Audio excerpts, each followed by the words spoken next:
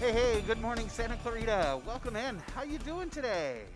You are listening to KHTS, your hometown station, 98.1 FM and 1220 AM. This is SCVi and iLEAD School's Eye on the Valley, and I am Matt Watson. Welcome back. It is so good to have you. You know you love the sound of my voice. You know you love our show because, well, when Eye on the Valley's on, that means it's Friday. And, as I say that, some of you are already hearing Rebecca Black's voice in your head, aren't you? Well, unless you're a little bit older like me, then you might be seeing Ice Cube and Chris Tucker. Either way, it doesn't matter because it's Friday, y'all. You made it. We are sliding into the weekend, so let's do it together. But let's do it right. Another host that I know well says that TGIF actually stands for The Grind Includes Friday. So, wherever you are, whatever you're doing today, let's finish strong. Let's do this. Thank you for starting your Friday with us here at Eye on the Valley. We're brought to you by iLEAD Schools, and, we take a look at things in education and everything else that's going on in and around the Valley, and that's exactly what we've got for you today. Today, we will be talking homeschool, and, I know you think we're all doing homeschool right now, but believe it or not, we are not. We're going to be talking to the pros who will talk about what homeschool really is, and the amazing things that families are accomplishing across Southern California. Lara Durrel and Heather Ferenc from iLEAD Exploration will be with us in just a minute to tell us all about it. And a little bit later on, Sara McDaniels will be joining us. Sara is a lifelong advocate for the arts. She's going to be sharing what's going on in our schools and around the Valley as well in the arts these days. And yes, we'll be ending the show with a bang. As always, we'll have Tony back for another Big T's 5 Minutes of Fame. So we've got a really good show for you. Turn it up, fill your cup, and stay tuned for what's up as we keep our eye on the Valley. It is National Kindness Day, so let's remember to be kind. Patty, we'll have to remind Big T to be kind. That could take a little edge off of Big T. It's true. Yep, it is National Kindness Day, and well, if you're joining us on Facebook Live, you'll look around the studio and you'll notice that Christmas has landed here at KHTS. And so I've got the Christmas tree over here to my left and a little bit of garland around our sign here. It is festive in here, so I'm enjoying it. So let's get right to it. My first guest today run one of the most innovative homeschool programs in the country. They're creating such a sensation that they've got a current wait list thousands of students long. Heather Ferenc and Lara Durrel launched iLEAD Exploration with about 400 learners and a team of about 20 to support them. And today, only 6 years later, they've grown their program to over 3,500 learners and 200 team members. It is incredible. They fight for families across California so that kids can get the unique and powerful education that they want and deserve. These two ladies are so powerful that even though iLEAD Schools only gives out one leadership award every year, in 2019, they both won it. Heather and Lara, welcome to Eye on the Valley. Good morning, Matt. Thank you so much. Good morning. It's good to be here. It's a pleasure to have you. Now, before we get started, Heather, I wanna check something with you. You and I met 7 years ago, right? Your last name is very long time ago. It's been a while. Your last name is Ferenc or Ferenc? You're saying it perfectly, Ferenc. Okay, Ferenc. Okay. Yep, you got it. Okay, well then we need to capitalize the ENTS on Facebook and lowercase the FUR. It's for okay. Thank you. I'll work on that this weekend. Yes, please. Okay, now ladies, you are the directors of iLEAD's homeschool program called Exploration, and it's a pretty expansive program. So can you start by giving us a little bit of context, because you do operate a vibrant program here in the Santa Clarita Valley, but it goes beyond that a little bit, doesn't it? What area in Southern California does your homeschool program cover? Well, Matt, to begin, I just also wanted to say congratulations on your recent election to the board of the Saugus Union School District. We're super excited for you. Just wanted to say that real quickly. Oh, you're too kind. But Thank you. We actually service learners in 5 different counties. So we are in Kern, Ventura, Orange County, Los Angeles, and San Bernardino counties. Wow. So, gosh, you really do spread almost completely across Southern California. You got to be in San Diego or Yosemite if you're out of our reach, huh? So, Yes, pretty much. no wonder it's such an expansive program. So, being the directors of a homeschool, uh, the parents do all the work, right? So what do you guys do all day to keep busy? That's hilarious, Matt. So I We do can say always, that we tongue in can always, cheek. I we know can that you always guys keep count on very you to. busy. But for our we listeners, can you we explain do. what your role is and what you guys do? Sure. And I would also love to say that Lara and I have both actually had our own kids in the program. So when we're talking about our program, it's very personal to us because we've been on both sides of it. Yeah. Our kids are older now and not no longer in the program, but we have been both the parents in this program as well as the facilitators and directors. So it's kind of a unique perspective, I think. But what we consider our job to be as facilitators, as you know, iLEAD uses the term facilitators because it's our goal to come alongside with families and learners and support them in achieving kind of their personalized learning path. So we have a lot of options. We have some flexibility and creativity in how we can show our learning.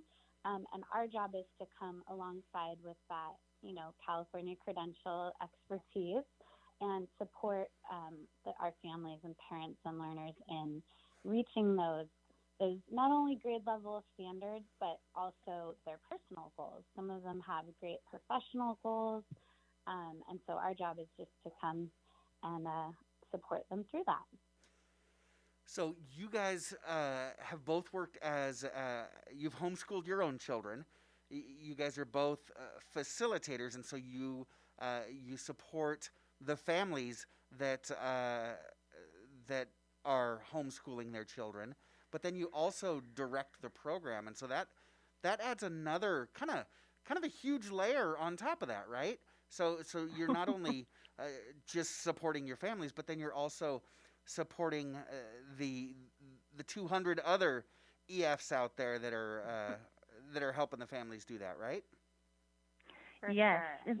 Yeah. And what we kind of try to do with our program is, of course, the primary focus is our families and the learners and the passions that they have. A lot of our learners have they have many, many interests. It could be in dance. It could be, we have some actors and actresses. We have artists. We have kids that are really interested in music or robotics or, just would prefer to be doing an independent study program. And so our primary focus is those kids and making sure that they have classes that are customized to their passions and interests.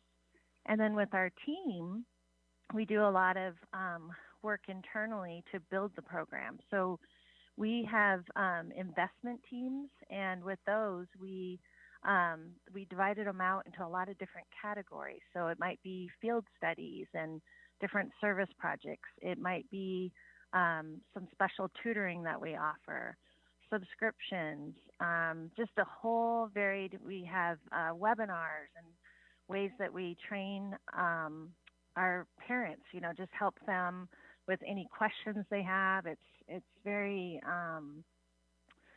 open to suggestions. So we are regularly listening to what our families are interested in learning about and would like more support in. So we do a lot with our families in terms of building into them. And then we also work a lot on community so that our families and learners feel like they have connections with other people. So yeah, kind of connecting those families with resources, and then supporting those other facilitators to make sure they have a plethora of resources and training and connections to connect their families with. So you guys are a really unique program. Can you give us a little bit of history? I mentioned that you guys launched about 6 years ago, was it? Maybe little bit more than 6 years ago. How did exploration get started?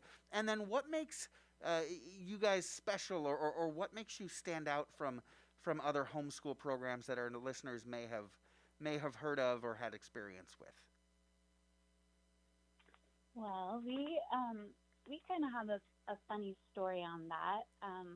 Lara and I, along with, as you mentioned earlier, maybe about 20 team members who are still with us, came to iLEAD in 2015 and really, started sketching out and building this program. And Lara and I met the day that we were both interviewed back to back at a different charter school that had ended up closing their independent study program down.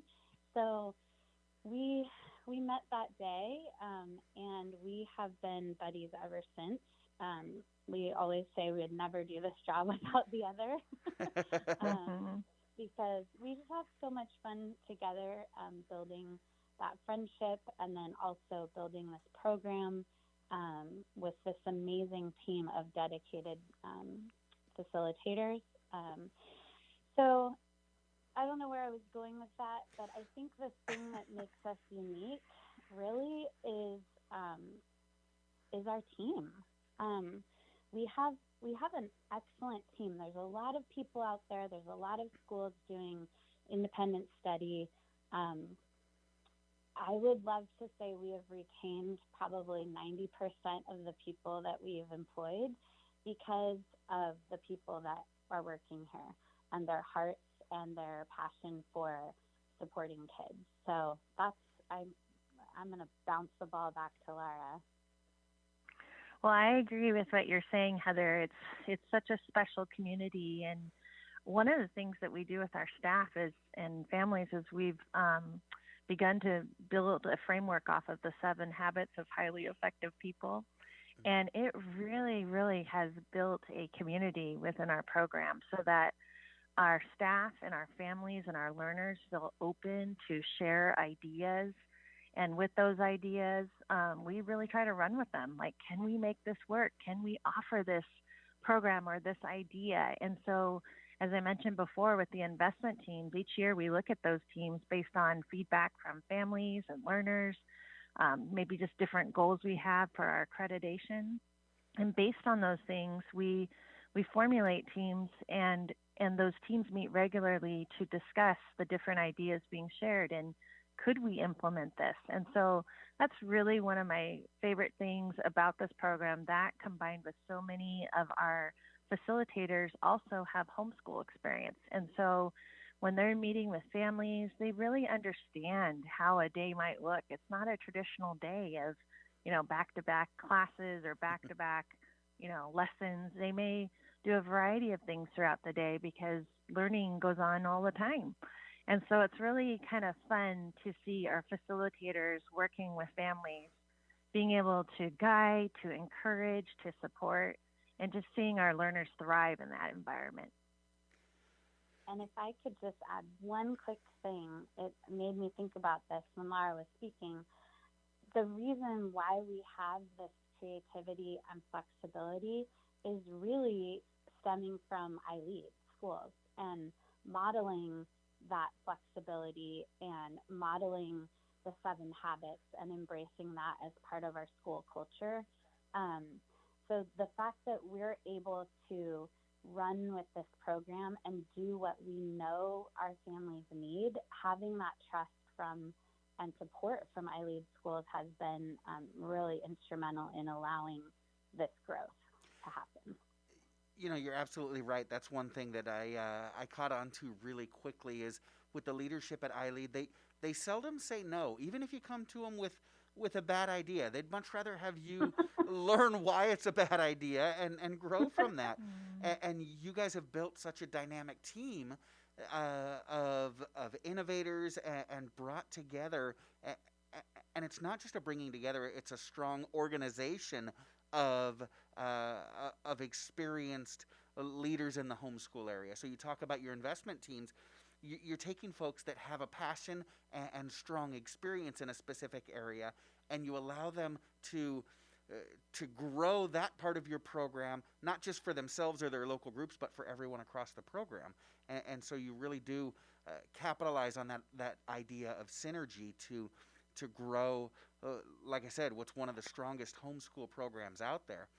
Now, before we get too deep, what grade levels are we talking about? Because I know we've got listeners out there going, okay, but what about my kid? I mean, could I enroll a kindergartner? Could I enroll a high schooler? What kind of flexibility do I have? We service all grade levels, TK, transitional kindergarten through 12th grade, and our facilitators also have a variety of grade levels on their rosters. So, we service the whole gamut. That's interesting that you bring it up. So your facilitators don't just serve second graders. So if I've got, let's say, if I've got 4 kids and I want to homeschool all of them, I might have the same facilitator or EF that you call them for all 4 of my kids, depending on their ages, right? Correct. We really enjoy that part of our program because we feel like it just supports continuity from year to year. Our EFs and families, we become like family with one another. And it's so exciting to see the kids grow and flourish and just from year to year to see how they change and the different goals they set for themselves. So we love that our facilitators serve families, and it helps them to be very knowledgeable, not only horizontally, like you were talking about, Matt, like in a classroom with second graders, but also vertically, where they're able to kind of see from beginning to end and how a learner is developing and growing. Okay, ladies, we do have to take a quick commercial break, but when we come back, I want to talk to you about the difference between homeschooling and what most of our listeners out there are doing, because it's funny. You guys have seen it on social media. You know, people keep saying, well, gosh, I never imagined that I would be homeschooling my kid, but you know, whether we think we are or not everyone out there is truly homeschooling their family. So we're going to differentiate when we come back. Heather Ferenc and Lara Durrel are some of the most innovative homeschool leaders in the country, and they run iLEAD Exploration. Like I said, we've got a lot more to talk about, so don't go nowhere. We will be right back. You're listening to SCVi and iLEAD Schools, Eye on the Valley. I'm Matt Watson on your hometown station, KHTS. Chiquita Canyon Landfill takes the waste from our homes and local businesses and puts it to good use. With cutting-edge clean energy technology, Chiquita Canyon powers 10,000 homes each year by harnessing the methane gas from the landfill. So, the next time you wheel your trash can to the curb, feel good that your waste is on its way to making green energy at Chiquita Canyon. Chiquita Canyon Landfill, our partner in sustainable living. Mend Cryotherapy is open. As always, they continue to clean and sanitize all equipment. Social distancing will be enforced and hand sanitizer will be provided throughout the facility. Temperature checks will be done daily on each employee, and masks will be provided if forgotten. They have amazing welcome back specials, including the $99 performance package, which includes a cryo session, pulsed electromagnetic field therapy, which boosts recovery of damaged cells, the aromatherapy oxygen bar, NuCalm, and infrared sauna. There's also a beauty package with a cryofacial, infrared sauna, and more. And don't forget their extensive selection of health and wellness products, including CBD. Mend Cryotherapy is open Monday through Saturday, 11 a.m. to 6 p.m. For more information, go to MEND, M-E-N-D, cryotherapy.com. Mend Cryotherapy on Newhall Ranch Road in the Gateway Shopping Center. Experience Frontier Toyota's all-new hot and exciting Toyota lineup. Serving the Santa Clarita Valley for over 30 years. Frontier Toyota, the Camry, Corolla, and Prius Kings. They're tops in Tacoma and Tundra trucks. Frontier Toyota, the new way of car buying. Shop from home at frontiertoyota.com or visit their showroom at Valencia and Creekside. Discover a whole new car buying experience with your friends at Frontier Toyota. Accidents happen, but rest assured Patterson's Collision Center is here to help.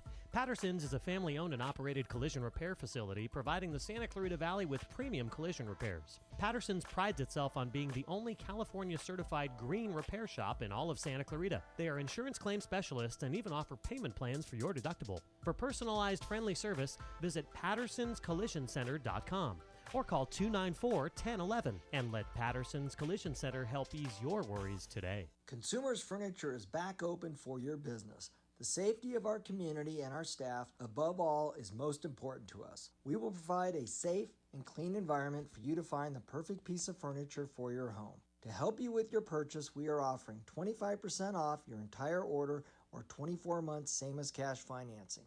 And for our awesome essential workers, we will deliver locally your furniture free of charge. Consumers Furniture is located in the Center Point Shopping Center below Sam's Club and Walmart. Your hometown station. KHTS is the only station I listen to. 98.1 FM and AM 1220.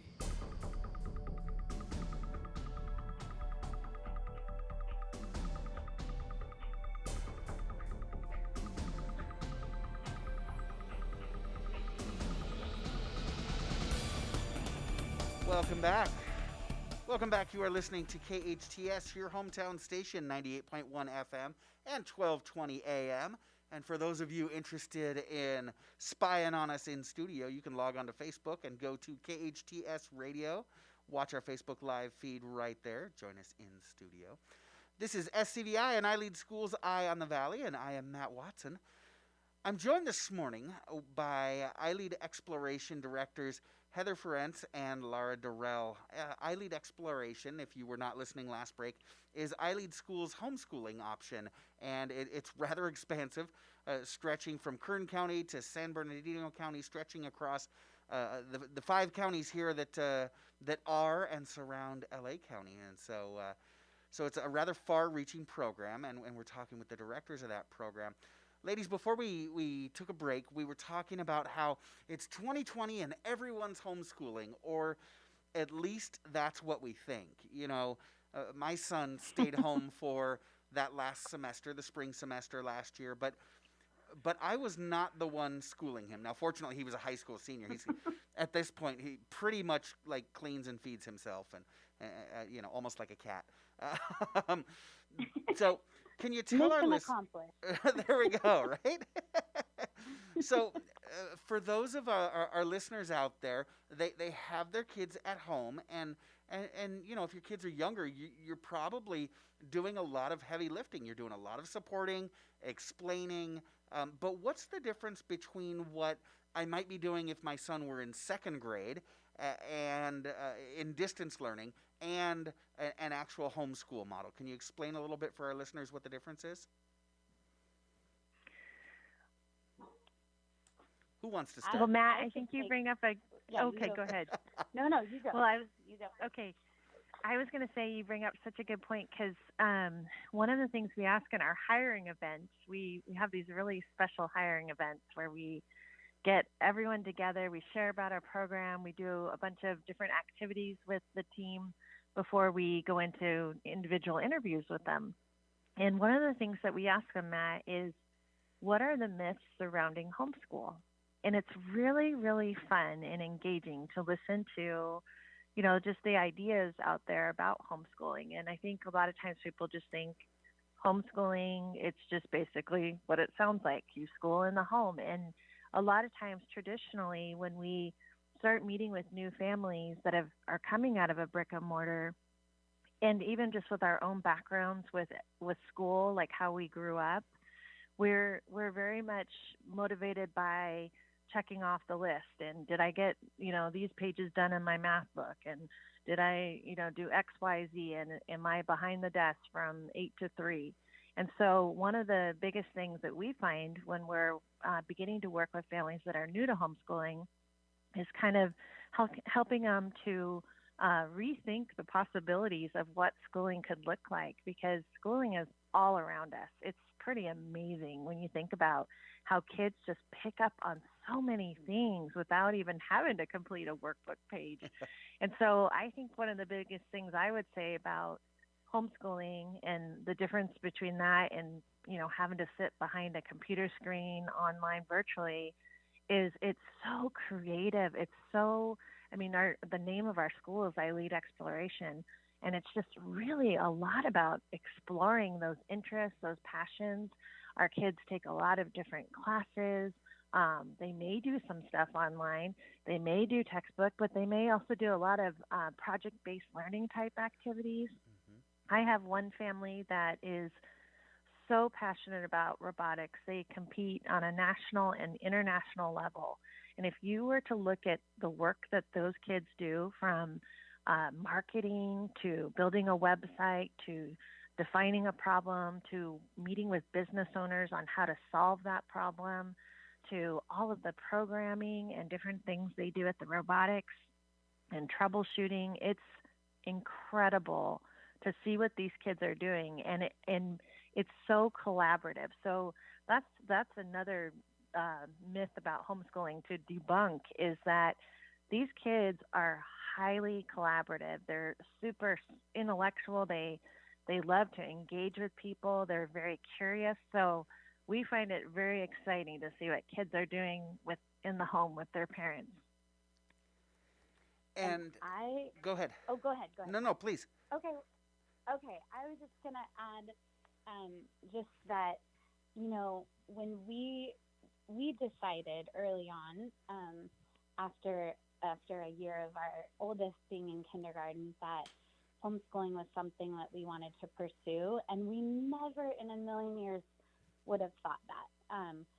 We had all the common misperceptions of homeschooling, and I thought I needed to wear a long denim dress and, hold a stack of books and get after it every day.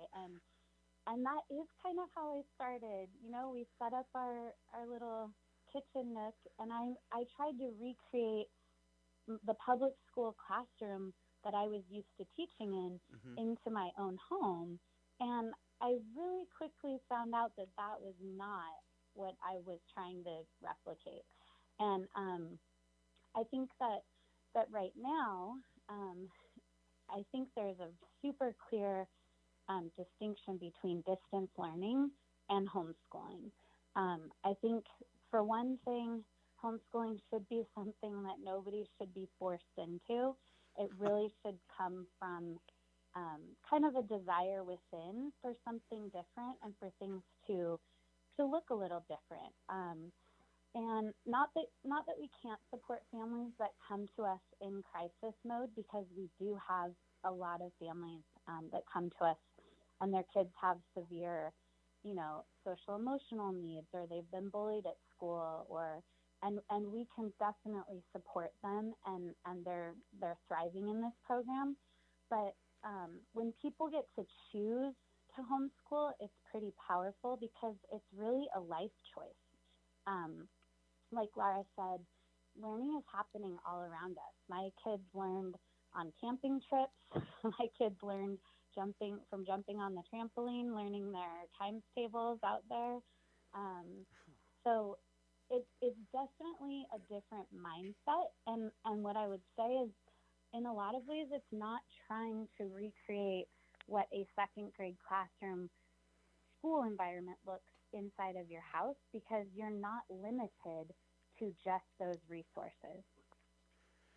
So if I'm out there and I'm listening and thinking, it's been nice having the kids at home for the last 6-7 months, and this is an option that I might be thinking about. What does a typical day look like? So what would, if I decide to homeschool my kids, what would my typical day look like for someone homeschooling with iLEAD? Well, the first thing would be question.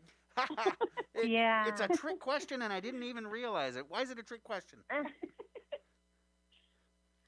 Well, I think that no 2 days look alike for even the same families, and then I think families vary so drastically what their days look like. And I'll let Lara.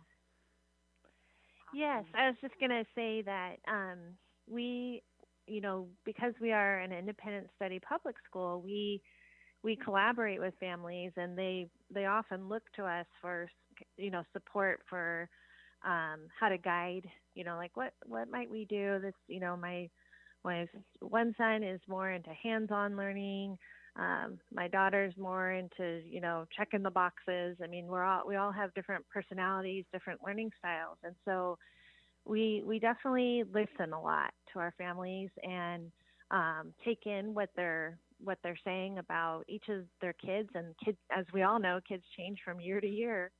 And so there's a lot to consider. But when we think about their days, I think each family, that's one of the really fun things about it, is that each family has their own culture. And so our goal is to come alongside that culture and how mom and dad or the parent guardian want to do things, so that we're supporting the education that is occurring in the home.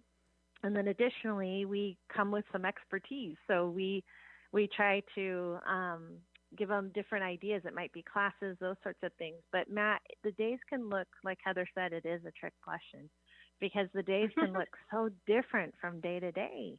And so it just kind of, we do, they're doing work every day, but it just kind of depends upon the classes, the activities that they're doing, the extensions that they're doing with those activities.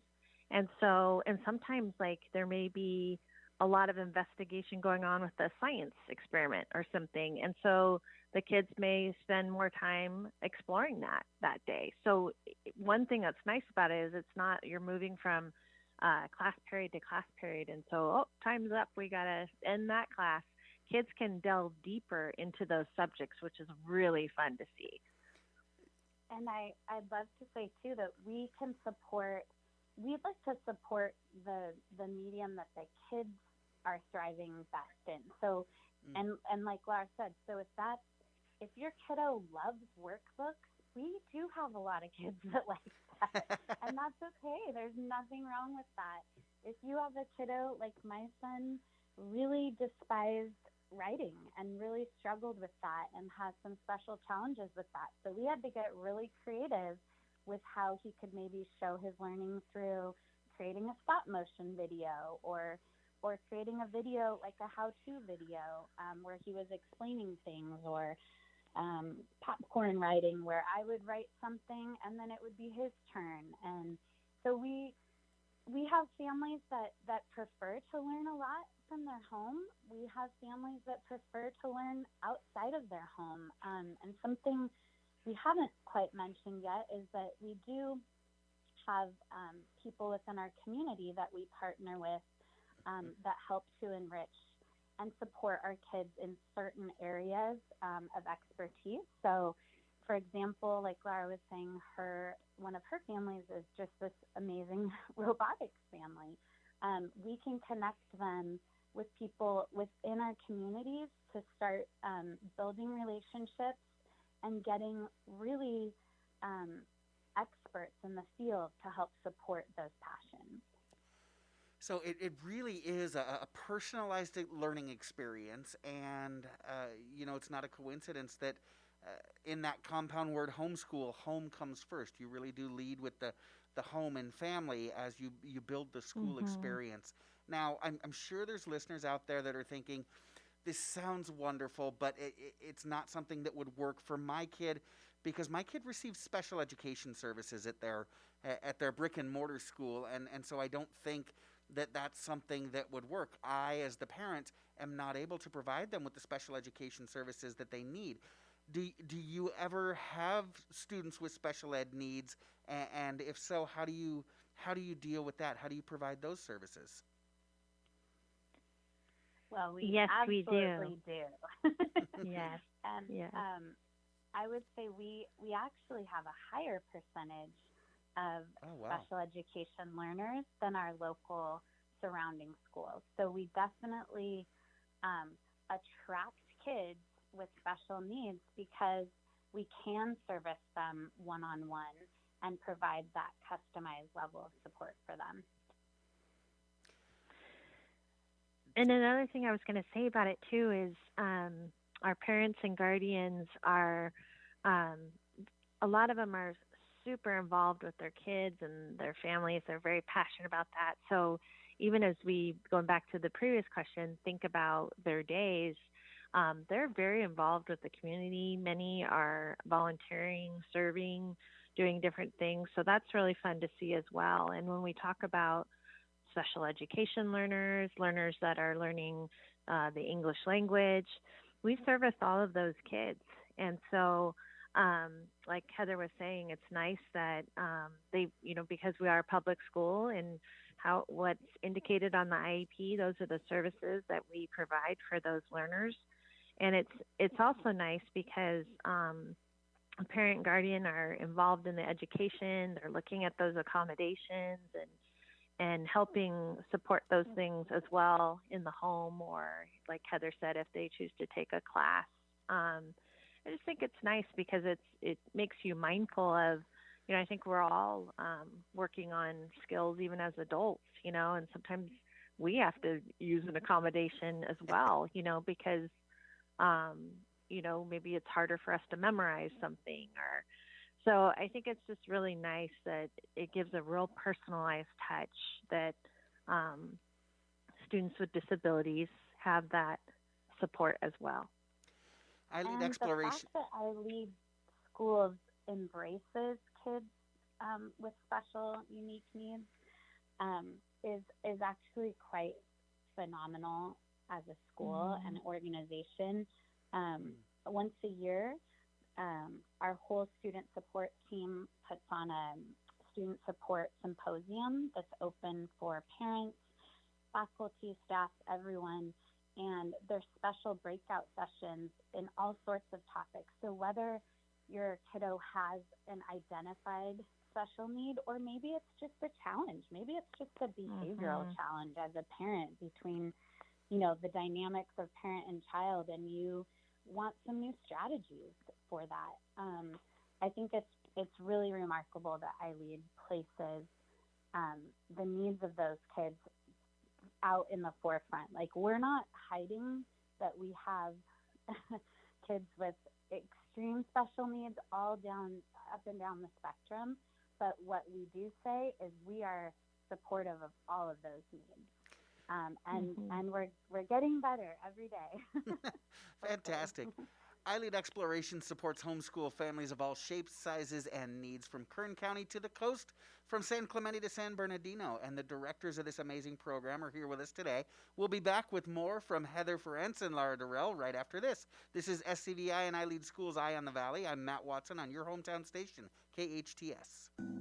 No words can describe the power of belonging to a group of close friends or being part of a family. Insight Treatment Center was founded more than 20 years ago to give teenagers a community of friends and family as they overcome issues like depression, anxiety, and trauma. The new Santa Clarita location is a COVID-secure environment where distance and good airflow are a priority. As a leader in providing intensive outpatient treatment to teenagers, Insight Treatment Center in Santa Clarita is here to help. Call 888-295-9995 or go online to insighttreatment.com. Set your kids' creativity with a new twist on fun, Painting with a Twist, where professional artists guide your child during each painting party to create a finished work of art they can proudly hang at home or give to a loved one. Private parties, birthday parties, Friday night teen night, kids camp, daily events all summer. Visit paintingwithatwist.com, Golden Valley in Santa Clarita near Target. Painting with a Twist is your party destination for kids of all ages. Become a hero to a child and their family. Apply to become a foster or foster adopt parent and keep siblings together. Celebrate National Adoption Month by completing Children's Bureau's 1-hour online foster adoption orientation or attend a 1-hour live virtual information meeting on November 19th. For more information, call 800-730-3933 or visit allforkids.org. All, the number 4, kids.org. Experience Frontier Toyota's all-new hot and exciting Toyota lineup. Serving the Santa Clarita Valley for over 30 years. Frontier Toyota, the Camry, Corolla, and Prius Kings. They're tops in Tacoma and Tundra trucks. Frontier Toyota, the new way of car buying. Shop from home at frontiertoyota.com or visit their showroom at Valencia and Creekside. Discover a whole new car buying experience with your friends at Frontier Toyota. Have you ever been in the middle of cooking on your barbecue and ran out of propane? It can be so frustrating. Don't ever run out of propane again. Call Plumbing by Kirk to set up your free estimate to find out if your barbecue can be retrofitted to hook up to natural gas. Plumbing by Kirk can assess your situation for options to hook up your natural gas line so that you'll never run out of gas in the middle of cooking again. Give us a call, 263-6519, 263-6519, or go online at plumbingbykirk.com. My dad is the best plumber ever. Call Plumbing by Kirk. It's no wonder people love Baskin-Robbins. 31 delicious flavors of ice cream. Celebrate with your favorite ice cream served any way you want, including the special flavor of the month. Baskin-Robbins, now open on Lyons Avenue in Newhall under new Santa Clarita family ownership, is the first Southern California hybrid design store for Baskin-Robbins and the oldest location in Santa Clarita, over 45 years. America's favorite neighborhood ice cream shop is just one scoop away. Baskin-Robbins, the perfect dessert for your next celebration. Your hometown station, KHTS.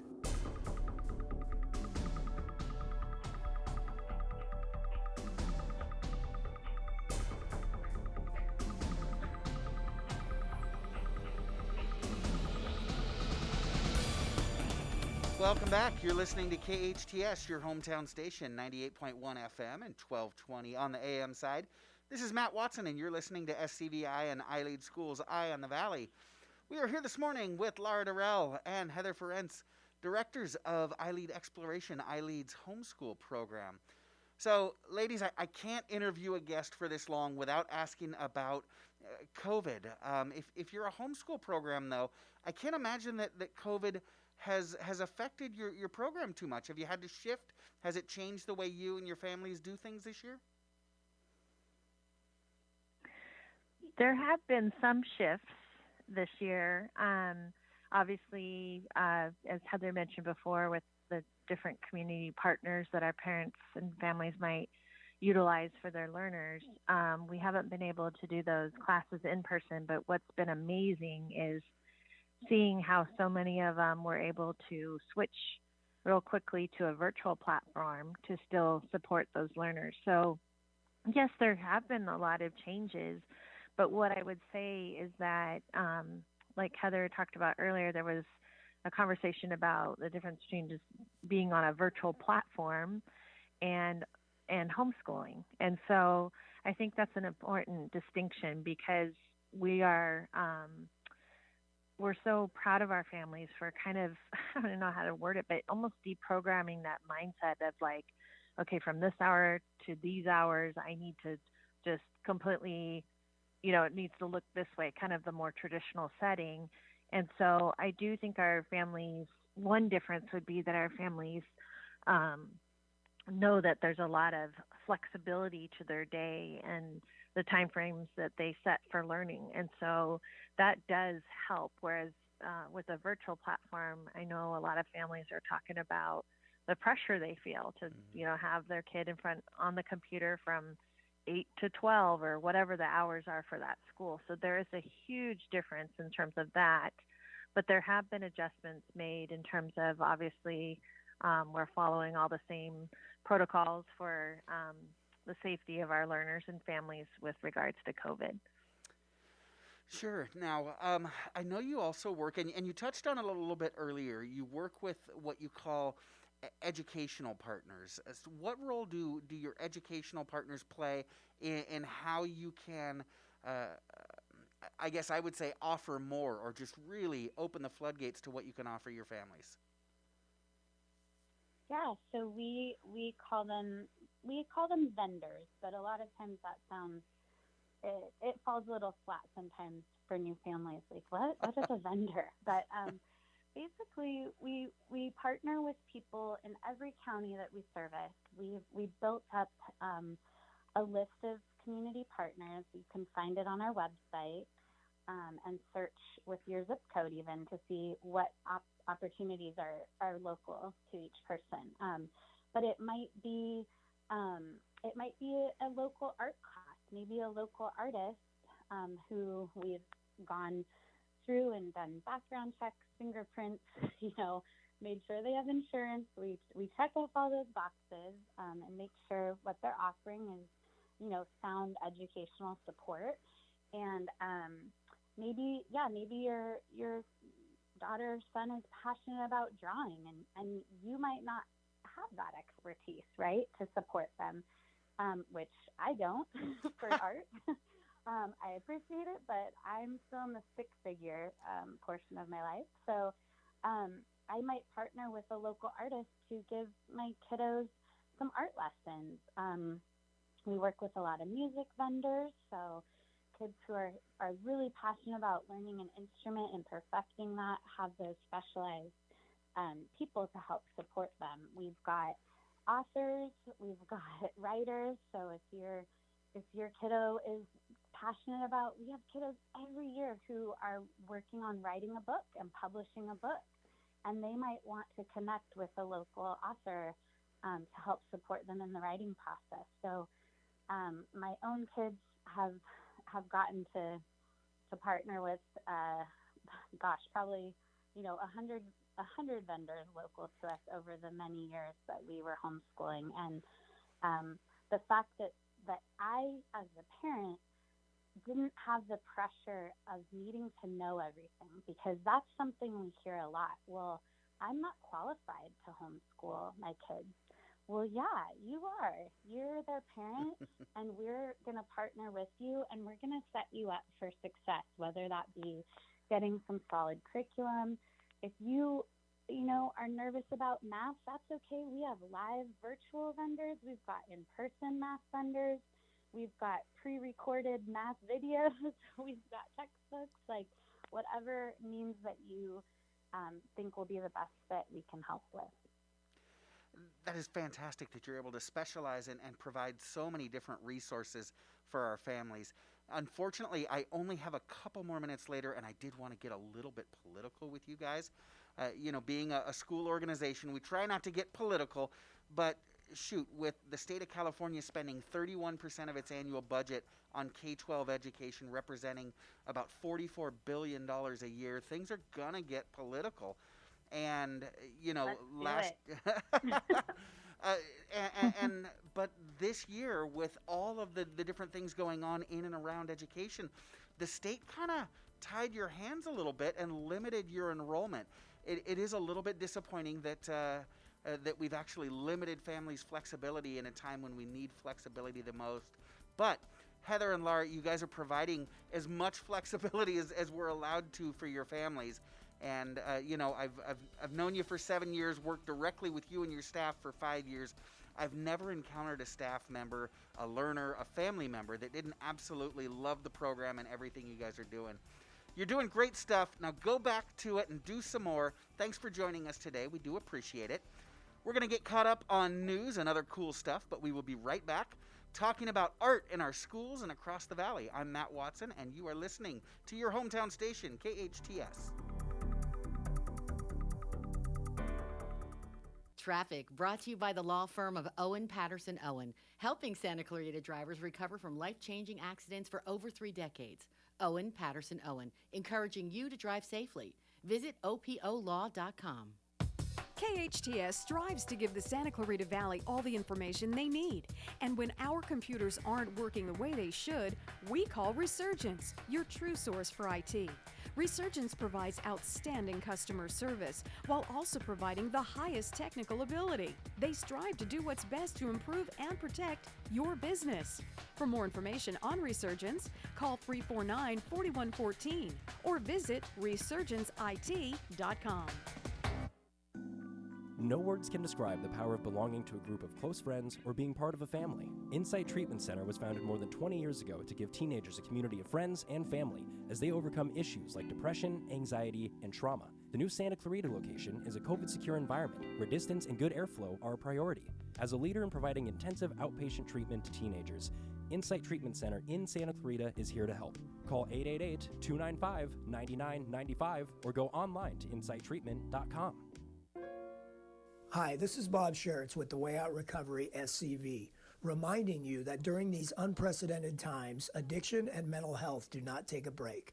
If you or someone you love are struggling, please give us a call at 661-296-4444. We are open and here to help you during this time. Thanks. I promise I'll get help It wasn't my intention. I'm sorry to myself. KHTS, AM 1220 and 98.1 FM Santa Clarita. It's 9 o'clock. Time for national news on KHTS. Mission accomplished. I'm Lisa Brady. Fox News. That upbeat assessment from the U.S. Postmaster General, Louis DeJoy. It was our mission to deliver the nation's political and election mail in a timely and secure manner. I am proud to say that we accomplished that mission. Despite, he says, the pandemic, financial and operational challenges, and political rhetoric. DeJoy says the Postal Service delivered over 135 million ballots to and from voters in the general election and 4 billion pieces of political mail during the election cycle. But he has faced criticism in Congress for changes that slowed the mail and have since been rolled back. And a federal judge has accused the Postal Service of failing to comply with an Election Day court order to conduct sweeps of processing plants for delayed ballots. President Trump continues to claim fraud from expanded mail-in voting, but most of his campaign's ongoing challenges in several states have failed to gain traction as states move towards certifying election results. Today, China becoming the latest country to congratulate Joe Biden as president-elect. St. Louis joins the growing list of COVID crackdowns across the country. A record number of coronavirus cases in St. Louis County leads to a coming new crackdown starting next Tuesday with indoor dining service closed. A 25% capacity on businesses and a max of 10 people for all gatherings. This won't be easy and this won't be fun. We know that holidays are quickly approaching and we all want to spend time with our families. We understand that. However, we strongly discourage large traditional family gatherings. St. Louis County Executive Dr. Sam Page, the restrictions in St. Louis County won't apply to schools, though many districts have decided to scale back in-person learning, including some who've gone entirely virtual. Fox's Jeff Manasso, schools in Boston, Philly, and Detroit among those switching to all remote too. America's listening to Fox News. Dell Technologies just announced their Black Friday sale. They're releasing new doorbusters every weekday, plus up to 50% off cutting-edge tech for your business. There's no better time to upgrade your small business with the latest laptops and desktops with Intel Core processors, plus there's free shipping on everything. Yes, everything. Give Dell Technologies advisors a call. They'll identify the right tech solution for your business. Call 877-ASK-DELL or go to Dell.com/SB Black Friday. That's 877-ASK-DELL. Time's running out to win over $2 million from Publishers Clearinghouse. Enter at PCH.com, and your family could soon be celebrating the win of a lifetime. The $2,500,000 mega prize is guaranteed to be awarded this December. Go to PCH.com before it's too late. That's PCH.com. Better hurry if you want to win big. Enter now at PCH.com. Entries due 11/29. No purchase necessary. Void where prohibited. Fire officials say a steam pipe failure is the suspected cause of a deadly explosion at a Veterans Affairs hospital in West Haven, Connecticut earlier today. 2 people were killed. As a COVID surge continues, nurses are threatening a walkout in Pennsylvania. At least 1,500 nurses, represented by the Pennsylvania Association of Staff Nurses and Allied Professionals, say they'll strike next week if a contract isn't reached. In a statement, the union said the nurses, who work at 4 hospitals in the Philadelphia area, are being, quote, pushed to the brink by unsafe staffing that undermines patient safety. The threatened strike comes as COVID-19 cases in Pennsylvania increased by more than 6,000 yesterday to more than 254,000 total cases. The state has had more than 9,000 coronavirus deaths. In New York, Tanya J. Powers, Fox News. Flood damage in Florida's Tampa Bay region after Tropical Storm Eta. It just kept rising and rising, and I kept putting pots on underneath the furniture and then more pots on top of that until I ran out of pots. She and her 2 dogs ultimately had to be rescued, and the record Atlantic hurricane season not over yet. The 30th storm churning already, with number 31 still a tropical depression for now, could reach hurricane strength before hitting Nicaragua and Honduras next week. Yet another reprieve for TikTok. The video app's Chinese parent company ByteDance says in a court court filing that the Trump administration has granted a 15-day extension of the order to divest the app. The company has been in talks with Walmart and Oracle about shifting TikTok's U.S. assets to a new entity in an effort to address the administration's national security concerns. The new deadline to reach an agreement is November 27th. On Wall Street, a rally. Right now, the Dow's up 284 points. I'm Lisa Brady, Fox News.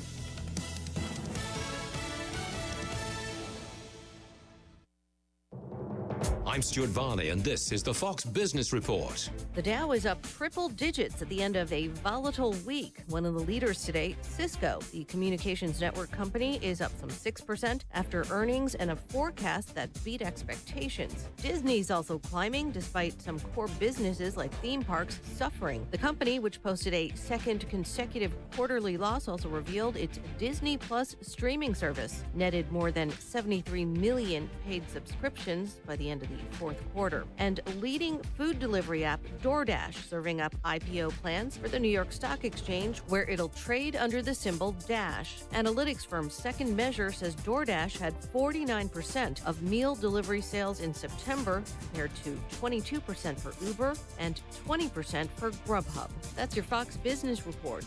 I'm Lillian Wu, invested in you.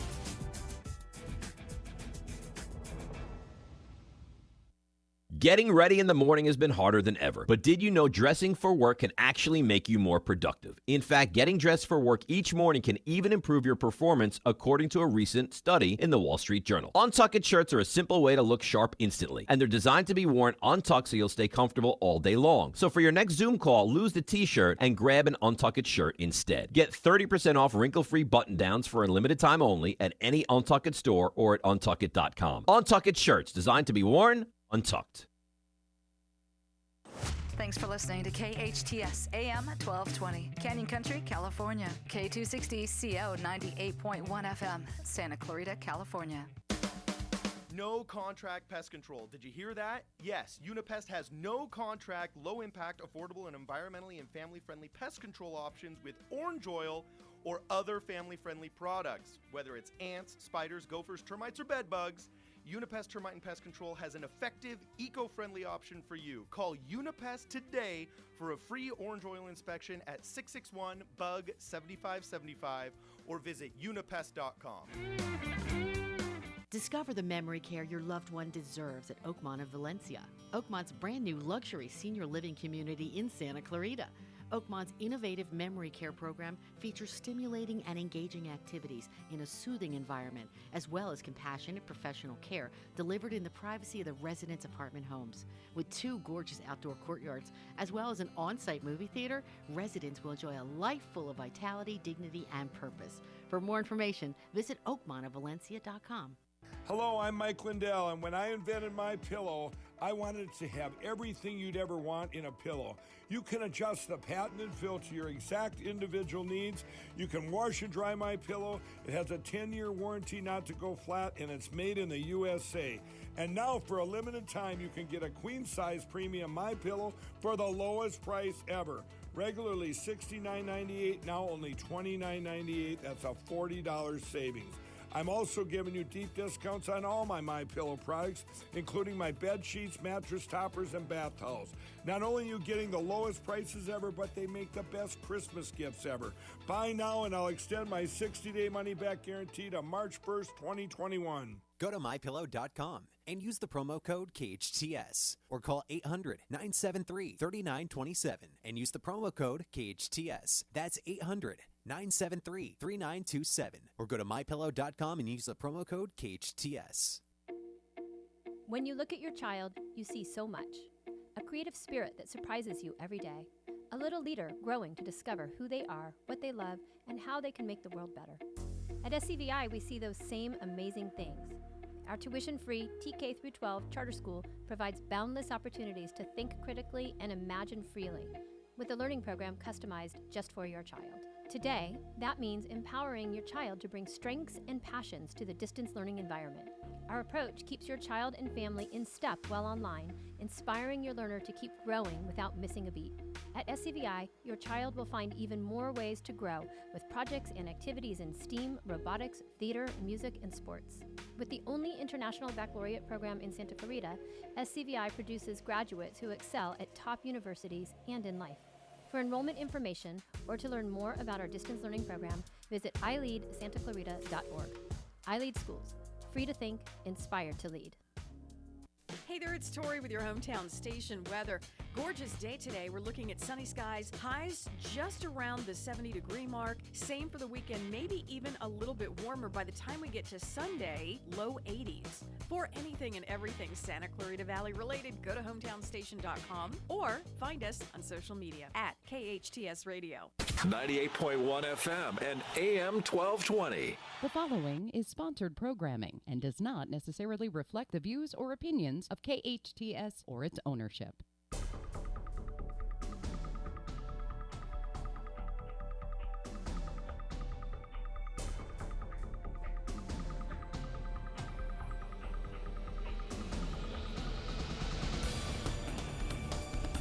Welcome back.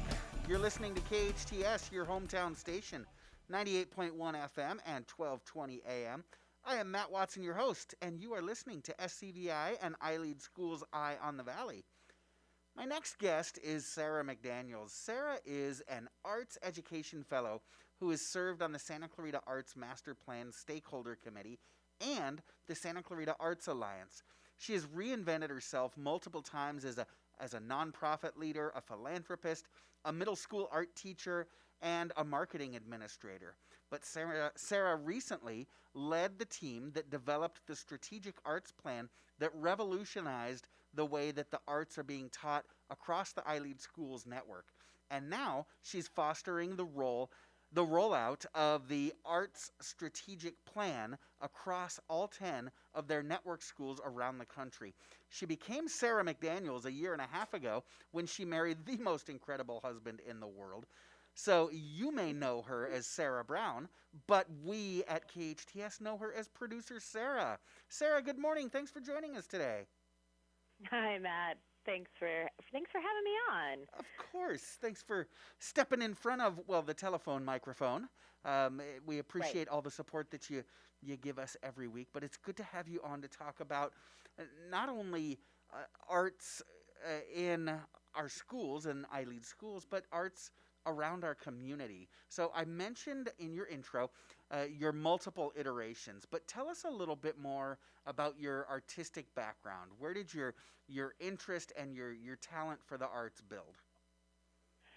Sure. Okay. So I grew up with an incredibly creative mother. She's an artist. She worked in theater and film. And then my father's also a writer. So I lived in these communities that valued the arts. And when I was younger, they included me in what they appreciated, what they loved. So from a very early age, I'd be 8 years old, rather than them getting a babysitter, if there was some special exhibit they wanted to see at the Met, we lived in New York at the time, they would just take me. Or, Arthur Miller plays, which are, pretty heavy for children. Yeah. But they would just take me with them and expose me. And I grew up doing dance classes and acting classes. And then I also had nowadays what you would consider the luxury of a really comprehensive arts education when I was in school. Went to public schools there in New York, but I don't ever remember a time where we didn't have music and dance and visual arts at least once a week while I was growing up. So, built into my life was this deep appreciation and value of the arts. And then I guess you could say I did that with my own kids too. So, something that I appreciate, I was always bringing my kids places. They started going to Shakespeare in the Park with me. I have a picture of my son when he was 4 months old, over our local Shakespeare company, actually, over there at Old Orchard Park. Yeah, so you've had quite a background yourself, and I love that you're passing on the same background and appreciation to your kids. Now, you actually have a really interesting journey with iLEAD schools and SCVi, which was kind of a natural fit given your passion for the arts. For those of you that don't know, iLEAD is actually an acronym, and the A stands for Arts Education. Sara, run down, if you will, your experience with SCVi and iLEAD schools. How did you first find us, and what are some of the different roles that you've filled at our schools? Okay, how much time have we got? 'Cause we could just do the whole show Okay, based on sum that, up then. right? I know. I'll try to truncate it as much as we can. So you're right. I mean, one of the first things that attracted me to SCVi for my own kids as a parent, before even SCVi opened, I had heard about this, new charter school. What's a charter school? I had to find out what that was all about, right? That was going to be opening here in Santa Clarita. Charter applications were being written, and there was going to be a heavy focus on the arts. And that's the first thing that, perked my ears up. And I was really lucky. I met Amber Raskin, our school's founder. I met her, I think my son was 3 at the time. He was too young to go to school at SCVi. And with my background, I have a lot of background in nonprofit. I used to be a nonprofit director in community organizing and fundraising. So I just, helped write fundraising letters or helped write like a press release or, just whatever I could do to help, because I got very excited and I wanted the school to open because when my kids started school, that's where I wanted them to attend. And then the first year that the school opened, fast forward a year or so, and SCVi opened over there on Smythe Drive. My son was in preschool still. He wasn't even old enough to attend, so he didn't start until the second year the school was open. He started kindergarten there. And funny enough, because your first guest was from our exploration program, my son did have to homeschool for the first semester because he was on the wait list for kindergarten for site-based. So I homeschooled him until there was a spot that opened up. But yeah, he's going into he's in 11th grade now, so he's been there for quite a number of years. My daughter is in 8th grade, and I was always just really involved. I was fortunate enough not to work outside of the home. I was, raising my kids. I've been homeschooling Luke, and just continued to be actively involved at SCVi in the arts. Eventually, I was teaching K1 art for a while there, and some of the other grades. I think I went into your classroom when you had a 4th grade classroom and did some art there. And then they hired me to teach middle school art, which I did for a while. But it's funny because I think it was about 8 years ago, year 3 or 4, it was right before we opened our second campus, I had approached Dawn and Amber and basically asked them for the job that I do right now. Which is kind of gave them a pitch for connecting us with the community, connecting us with arts partners, having somebody to sort of oversee how we're facilitating the arts in our classrooms, making sure that there are opportunities for everybody. And Dawn, which you know well, she looked at me and she smiled and she said, "That sounds great. I would love for you to do that. I don't have any money. The schools can't afford to pay you. So you need to go find a grant or something so that we can pay you for that." And then, as you know, it was a long journey, through the years where I would sort of participate in the arts part-time. And, I mean, I really hope that people know when you're passionate about something, if it doesn't happen right away, not to give up on it. So I would participate. I was outreach coordinator. I was, helping with this radio show from years ago. And I was always, though, keeping us involved in the arts. I was still continuing to meet up with arts partners. I was helping to facilitate the arts festival that we had at the school every year, and doing as much as I can to enhance the arts programming that we already had at the schools. And eventually that led to me being invited to become an arts fellow with the County of Los Angeles. and I did a 9-month fellowship program with the county, and this was, still basically on my own time, although I did represent iLEAD schools, and just, met a lot of other arts educators in the county, developed a relationship with LACO, and I just kept bringing ideas and opportunities and programming to iLEAD schools. At this point, we had grown and had several campuses, and one of the things that I was able to help discover was a partnership with the Los Angeles County Arts Ed Collective, and we were able to develop our own 5-year arts strategic plan for iLEAD schools, which the Arts Ed Collective was really kind of excited about helping us because we're such a unique environment with our project-based learning and how to integrate the arts that aren't standalone music classes, aren't standalone dance classes, but how are we going to integrate it into our project? So for them, it was exciting to develop that plan with us, and you were on that committee. Yeah. Thank you for your input. Absolutely. Yeah. And it grew into, realizing with the school's growth and having that plan was key, because now we have a direction that we're going to go, and, understanding how we're going to get there and defining our goals for our arts education. And so, what of course came out of that is you need an arts coordinator. You need somebody that's going to kind of foster that through. Coordinate this effort, so because 3 years ago, not all of us, Sarah. 3 years ago, I transitioned into this role. Yeah, because not all of us as educators see ourselves as artists, although I would say that teaching itself is an art that requires tremendous practice and development.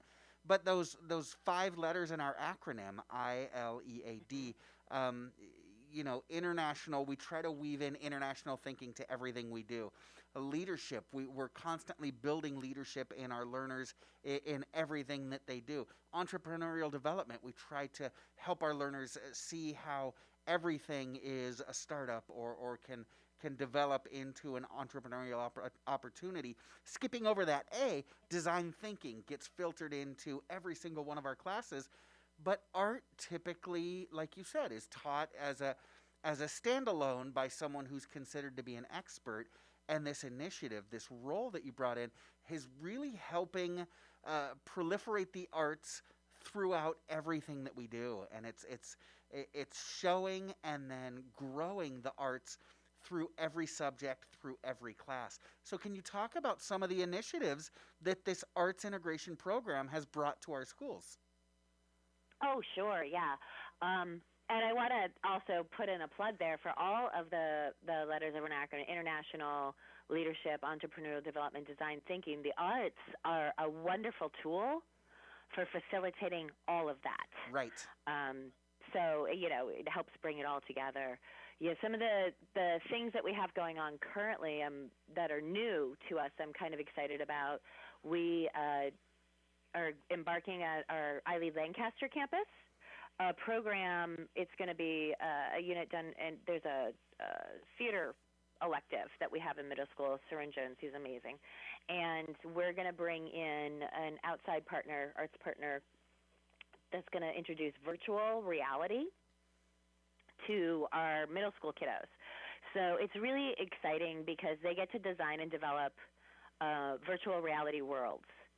And the thought is hopefully they'll be able to use this as a tool for perhaps a future POL that integrates several subjects together. But it's really immersive and it's really unique.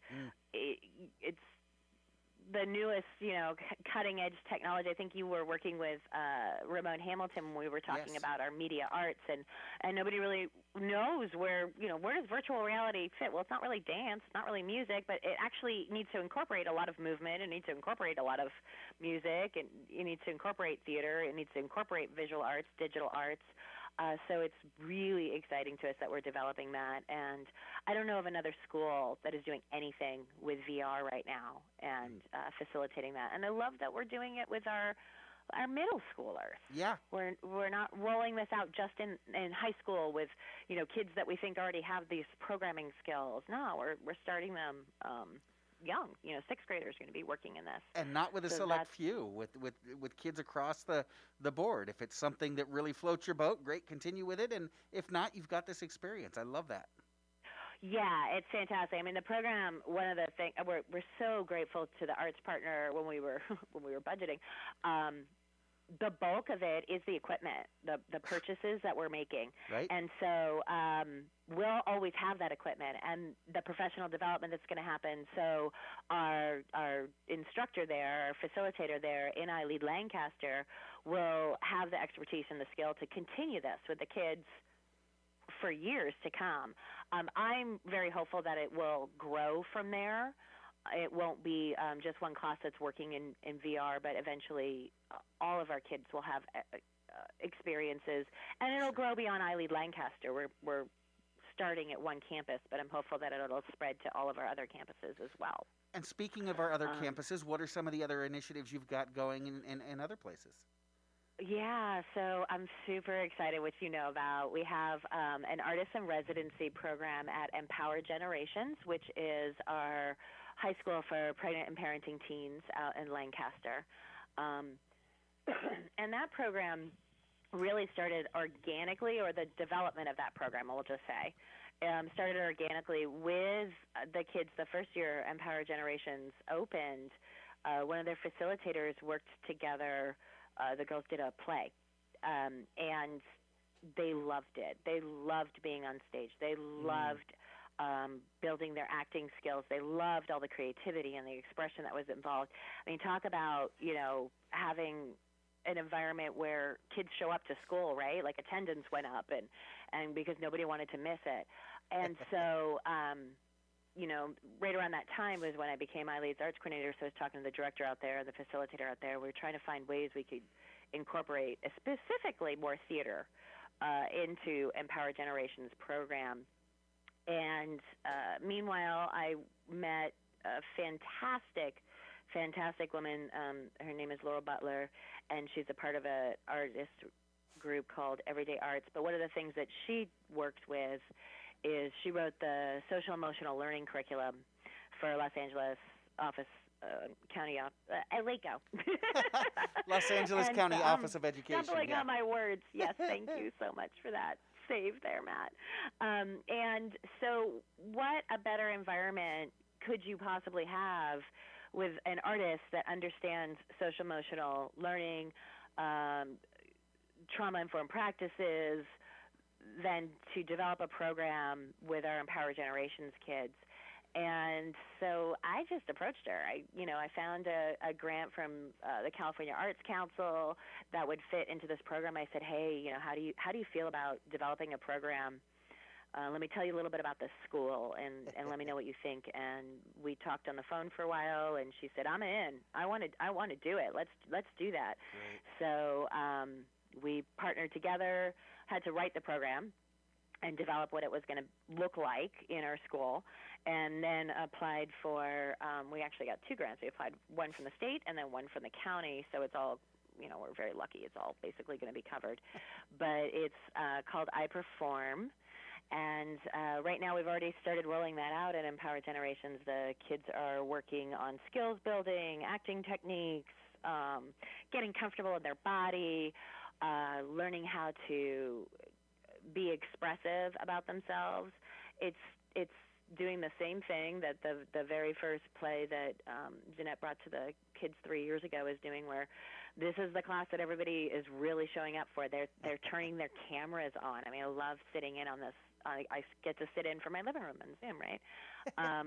Because they're so, I'm sure a lot of it has to do with the background on social emotional learning, but the arts are just such a great way to develop trust and a classroom community. And so, yeah, it wasn't a requirement, but yeah, the kids turn their cameras on and they participate and support one another when they're doing this learning. And we're going to develop that into a performance piece that will happen in the second semester. Fingers crossed we can do that live, but if it has to be virtual, it will be virtual. And they're going to develop their own piece where they get to express themselves and what they're going through and the what they want to see in their world, how they want to change the world. So I'm really looking forward to that. And again, not just a way for them to experience the arts, but a way for them to express who they are, what their reality is, and take their unique experience and background and bring it into the world. It's so amazing. And you're also connecting or helping connect all of the other subject areas with the arts through a DramaWorks program. Can you talk about that for a second? Oh yeah, so that's been amazing.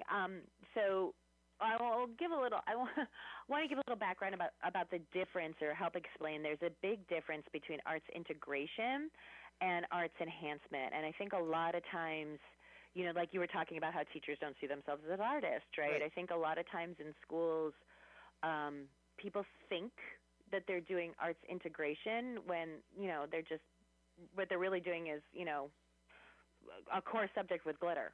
They're just adding, they're adding something onto the tail end. And and this is true of any area. If you're going to do a project where you are integrating science and history and language arts, true integration means that there are goals for learning. Sure. In all of those subject areas, and you're going to assess that at the end of a project, right, to make sure that they learned those things. And unfortunately, what wound up happening with the arts, when facilitators didn't feel comfortable in their ability to assess the arts, maybe we would have like a presentation of learning where the kids got to choose how they wanted to present it. So, this kid will make a video, or another student will do a rap, or, maybe they won't do something that's related to the arts. But if they were doing those arts-related, integrating the arts into their project, they weren't very skilled at assessing arts learning. And so the kids aren't what did you receiving learn about the arts when instruction, you did this? So DramaWorks was really great because it approaches it from the backwards end. It breaks it down really easy for our single subject facilitators or our multi-subject facilitators to come at it from what they know and what they're comfortable with.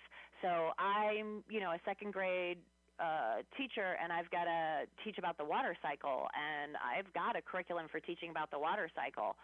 But now DramaWorks is going to help you also teach about movement and theater and space, and you're going to learn some dramatic arts and theater skills and use that to teach the water cycle.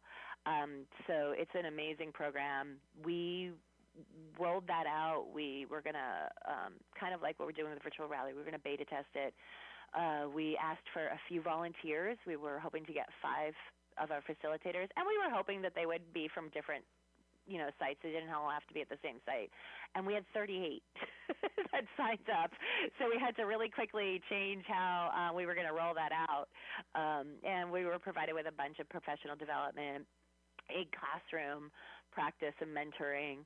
And then, I want to say, one of the things that I was really excited about with DramaWorks that they were able to do for us was when the pandemic hit and we closed down in March. So we still had scheduled a couple of professional development days with our facilitators and this programming.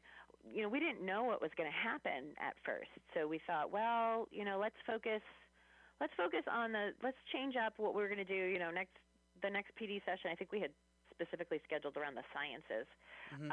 But we said, let's change it up because, in a few weeks or a month, these kids are going to come back into the classroom, and it's going to be like the first week of school where, people aren't used to being in the classroom anymore, and you've got to establish classroom norms, and you've got to do all those things that you do like the first week of school. So we were changing up the professional development we were going to do virtually in how to use DramaWorks to, welcome kids back into the classroom and, talk about the stress that they have been dealing with the pandemic. And then I think it was literally the day before we had that scheduled professional development was when all of the colleges and the universities and LAUSD and, they put out their announcements, we're shut down for the rest of the year. Yeah. And I don't know that iLEAD, I can't remember exactly if we had made the final decision at iLEAD, but we could tell it was coming. So I called up DramaWorks, Jonas, the night before, and I said, hey, can we switch? Can you help our staff use DramaWorks virtually, while they're on Zoom? How do we incorporate theater and dramatic arts into a virtual classroom, and he was like, let's do it.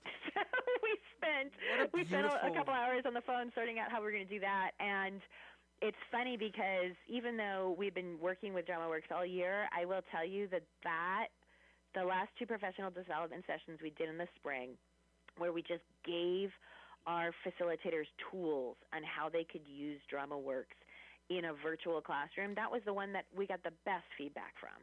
Everybody was just so grateful that, they went to a 2-hour PD online, and they walked away with all kinds of tools and activities that they could do with their kids virtually, that were engaging and fun and met all of those social emotional needs, but then they were actually also learning theater skills. So and what a great way to accommodate really fantastic. when our teachers needed it the most.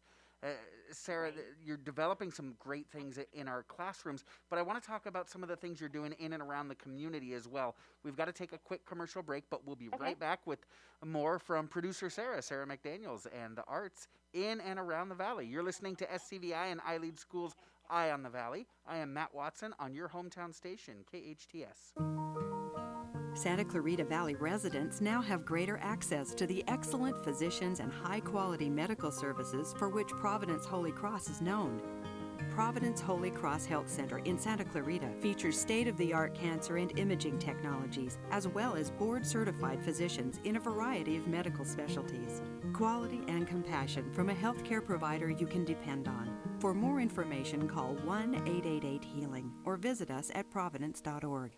Nobody likes pesky ants when they come into your home. Clean up uneaten pet food and dirty dishes and caulk entry points into your home. If you must spray pesticide, spray responsibly. Prevent pesticides from running into the Santa Clara River by turning off your sprinklers for a few days after you use chemicals. And don't apply before rainfall. Follow the instructions on the package or try using non-toxic alternatives. Visit greensantaclarita.com for more information. This message is brought to you by the City of Santa Clarita.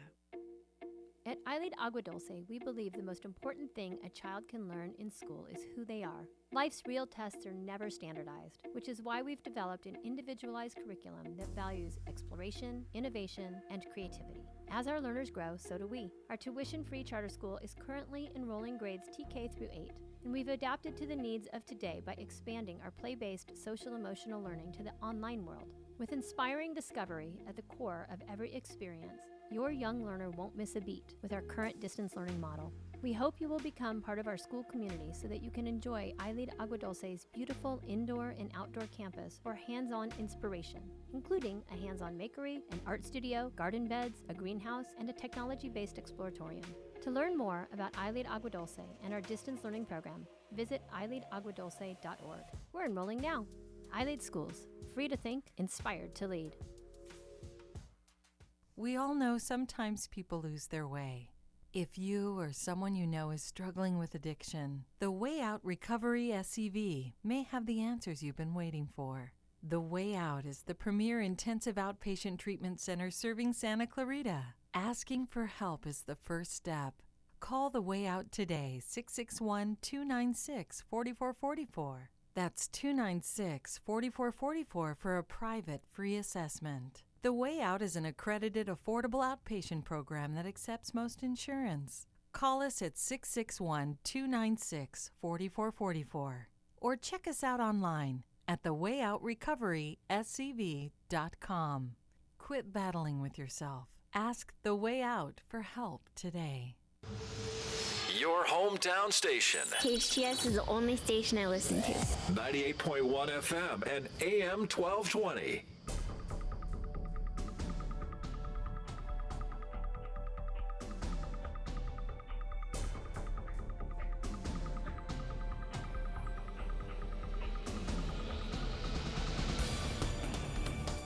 Welcome back. You're listening to SCVi and iLEAD Schools' Eye on the Valley here on your hometown station, KHTS 98.1 FM and 1220 AM. I'm here this morning with Sara McDaniels, iLEAD Schools' Strategic Arts Coordinator and Arts Education Fellow for the City of Santa Clarita. Now, Sara, as I mentioned, you don't just work to further the arts in our schools, do you? You also work closely to advance the arts in and around our city. Tell us about Arts for Santa Clarita. What is that, and how did you get involved, and what do you do? Okay, so Arts for Santa Clarita is I sit on the board. I'm the board president there. We're a nonprofit arts advocacy organization founded about 3 years ago. Actually, it was 3 years ago last month. Anyway, so Arts for Santa Clarita is an arts advocacy group. So we're dedicated to enriching the Santa Clarita Valley through developing programming, arts programming, facilities, arts education, support, and especially advocating for arts organizations and artists. The organization is made up of a group of local artists or representatives from arts organizations. So, we've got CalArts and COC as far as arts education goes. The Santa Clarita Valley Youth Orchestra, the Mission Hills Opera, a lot of different arts organizations are represented through our Arts for Santa Clarita. And, we provide a lot of advocacy work. I myself was invited several years ago when the city of Santa Clarita developed its own 20-year arts strategic plan. Oh, wow. I was on that committee. And so Arts for Santa Clarita really wants to help support the city. We're not a part of the city. We're our own separate organization, but we want to support the city of Santa Clarita and helping to see the arts strategic plan through. Some of the goals that were set when that was developed, it's been 5 years ago now. And it's just really exciting to be a part of it. And then one of the things that we're doing right now, specifically, COVID really, it's hurt a lot of businesses, obviously, and a lot of organizations. And one that has really been hit the hardest is the arts. Everything from filming being shut down to live theater. Right. So we're helping to identify what the issues are, how we can support arts organizations and working artists, or currently, unfortunately, not working artists in the Santa Clarita Valley. We've got, information about how the CARES Act can help with arts organizations here in Santa Clarita, how they can apply for funding to sort of get them through this time of COVID. We're going to start developing some virtual art galleries to help some of our local artists that can't show right now. Mm-hmm. And in the next month, and I'll probably ask KHTS to help get the word out about this. We're going to be rolling out a COVID impact survey, and there'll be COVID impact surveys for both individual artists, but then also arts organizations, and how they have been affected and what sort of support that they need. And the city of Santa Clarita is aware that we're doing this, and they're also looking forward to getting some of the feedback from that. So we really hope that people will participate, because if we don't know what the issues are, we can't help support them. So we want people to participate in that survey as much as possible. Absolutely. Fantastic. Now, Sara, this is kind of the funny thing, and I know you're not laughing at it. Typically, in schools and in community initiatives, the arts are kind of the last programs to get funded and then the first ones to get cut. But you're not about to let that happen at iLEAD or in the city of Santa Clarita. Why is it so important that we fund arts programs even in the midst of budget cuts and pandemics and things like that? Oh, well, I mean, I just definitely want to say, now especially when things are so critical in everything that we're doing, it's just not the time to reduce the arts, either in our communities or in our schools. It's one of the best ways to create a healthy community. When they do healthy community surveys around the nation, around the world, actually globally, having a robust arts environment or arts community is one of the top things that is important for a really genuinely healthy community. And a lot of interestingly enough, like a lot of the funding that has fortunately been available on a national and state level has actually come through health departments. because they realize how important that sort of expression is, and identifying with the arts helps people get through. One of the things that I'll say for like arts education, when the arts get cut, we're actually doing okay compared to how it was 20 years ago. There's been sort of this pendulum swing when it comes to arts education. I was really lucky. Was one of the last, maybe because I'm over 50, right? But I was one of the last groups of people that had a really robust arts education in school. And then, unfortunately, through some things, I could point to, there's a lot of history, and I don't have a lot of time, but I could point to a document that came out in the 80s called A Nation at Risk, where that's when all the testing culture started, where it looked at our country compared to other countries and education, and decided that we were falling behind. And so there was a heavy push and focus on what we could measure and what we could test. And it was language arts and math, and then eventually transitioned into the sciences as well. But what wound up happening was arts got cut, sports got cut.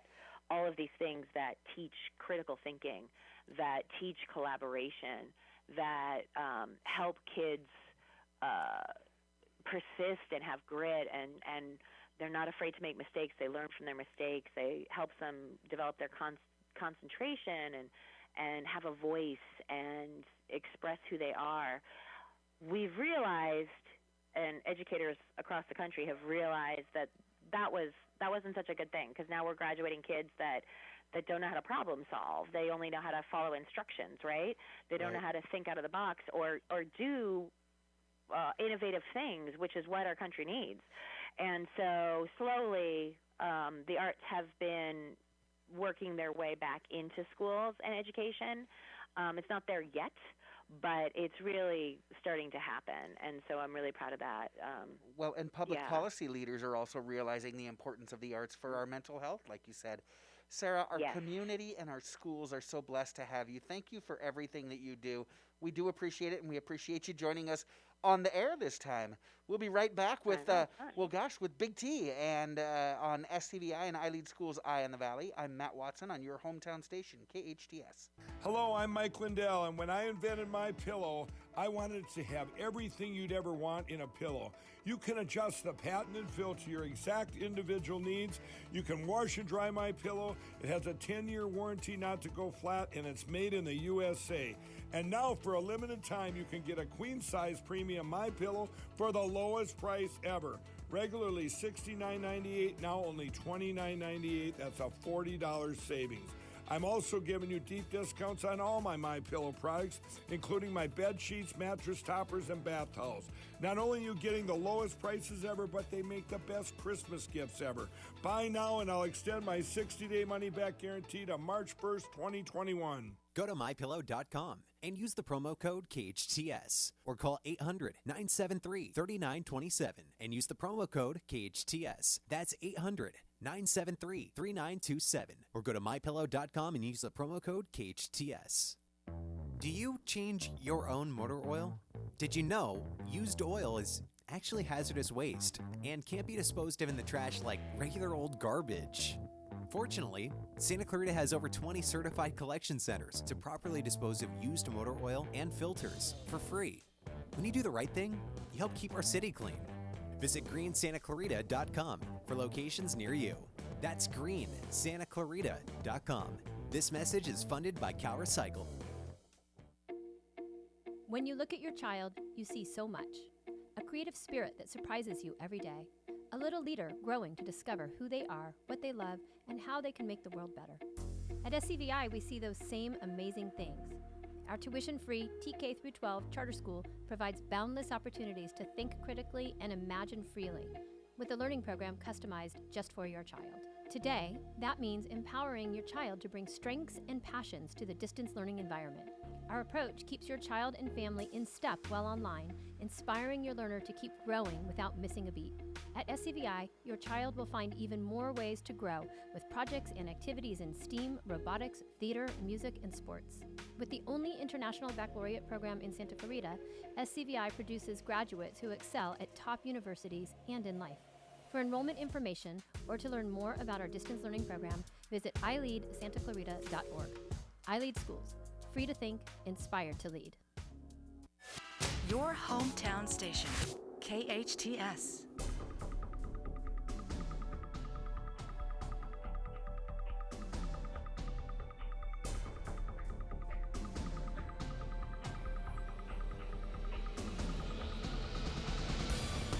Welcome back. You're listening to KHTS, your hometown station, 98.1 FM and 1220 AM. I am Matt Watson, and you're listening to SCVi and iLEAD Schools' Eye on the Valley. Next up on Eye on the Valley, he is a 40-year resident of Santa Clarita. He is a graduate of Saugus High School, COC, and the Masters University. He is an executive for a billion-dollar nationwide corporation. He is a community leader, a philanthropist, and volunteer. He is an amazing husband and father, and he is Mom's favorite. It's Big T. Welcome back, brother man. What up, brother? We're back. We are back. How you doing? I'm doing good. So, hey, we're going to jump right into it. Today's Friday the 13th. It is. Are you superstitious? No, I'm just a little stitious. Yeah, I'm a little stitious too. So, this scary day, we've had 2 Friday the 13th in 2020. We'll have 1 in 21, 1 in 22, but honestly, doesn't all of 2020 feel like Friday the 13th? It really does. Yeah. It's been a scary Just one. a little bit. They say 1 in 6 adults believe this to be an unlucky date. They believe it to be unluckier than black cats, broken mirrors, and spilled salt. But the superstition itself, there's a lot of speculation of where it came from. Some say it came out of the Middle Ages. Some say it may have biblical origins. Supposedly, Friday the 13th was the day that Eve bit the apple from the tree of knowledge. It's also said to be when the Great Flood started. Kind of staying biblical, there were 13 people in the New Testament that were present at Jesus' Last Supper, and that was on a Thursday. He was crucified on Friday, Good Friday. Okay. You know who the 13th was that showed up at the supper? Judas. Okay. He was the last guy there, huh? He was the last guy there. Okay. Supposedly in 1307 on Friday the 13th, Philip IV of France arrested hundreds of the Knights Templar. Oh, wow. Okay. Dan Brown's book, The Da Vinci Code. Yep. He cites the 14th century execution of Templar the Grand Master Jacques de Molay. It took place on Friday the 13th. He also cursed the Pope and the King of France. And it was actually that thing that spread to his own misfortune down the ages. Oh, wow. Good job on that name, by the way. You like that? Yeah. So in 1907, Thomas Lawson, his popular novel, Friday the 13th, was released. And it talked about a stockbroker taking his own superstitions in hand on Friday the 13th, and it created a Wall Street panic. In fact, some traders don't like to trade at all on Friday the 13th. Well, they're just looking for an extra day off. Come on. That's a good point.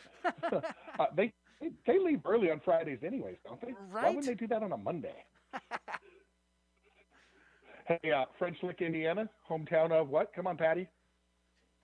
Wait, what was that? French Lick, Indiana? French Lick, Indiana is hometown to who? No. Larry Bird. Okay. Oh, there we go. I didn't realize Okay. that. In the 30s and 40s in French Lick, Indiana, the town required all black cats to wear a bell around their neck on Friday the 13th so they can hear them coming. As long as they don't require them to wear sweaters, because that's just ridiculous. Exactly. This is one of my favorite, Matt. Not everybody's afraid of Friday the 13th. There were 5 presidents that were part of a club to improve the number's reputation. In order to prove that there was no curse, Captain William Fowler, he had fought in 13 Civil War battles. He started a club in 1882 that was called, they had members that met on the 13th of the month.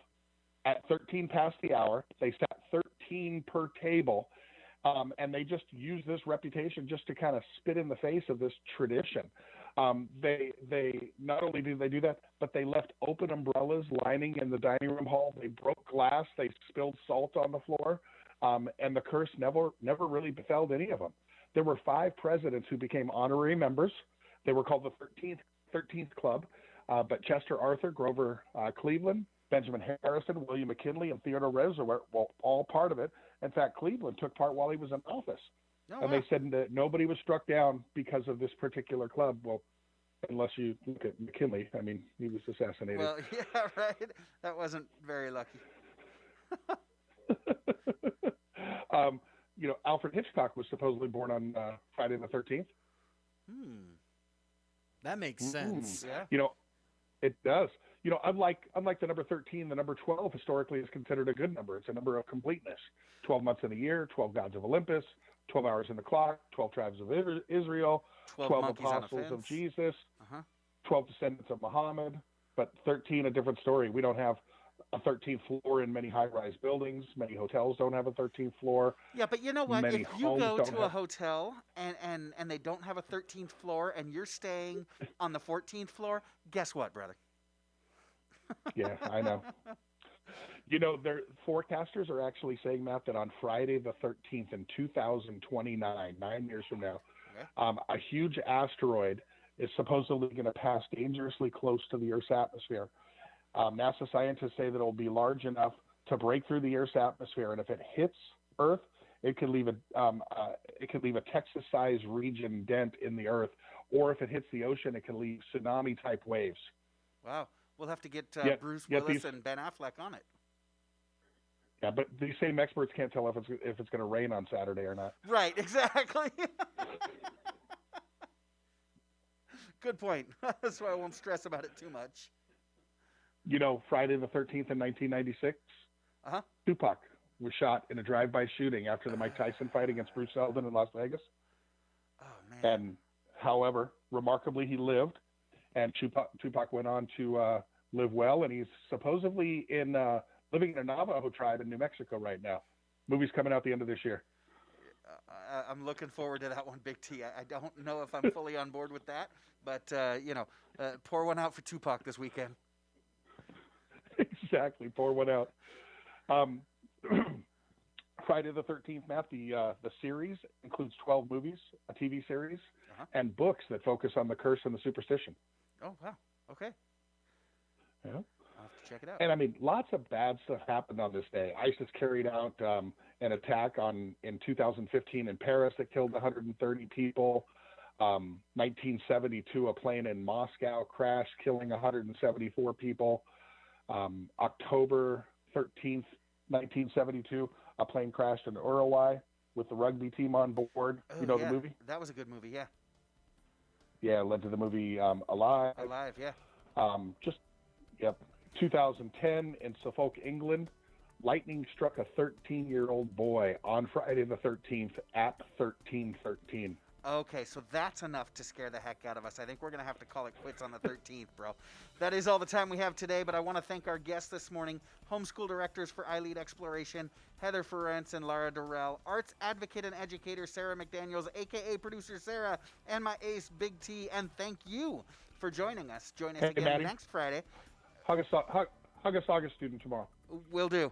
Join us again next Friday and every Friday, 8 to 10 a.m. I am Matt Watson, and this is SCVi and iLEAD Schools Eye on the Valley on your hometown station, KHTS.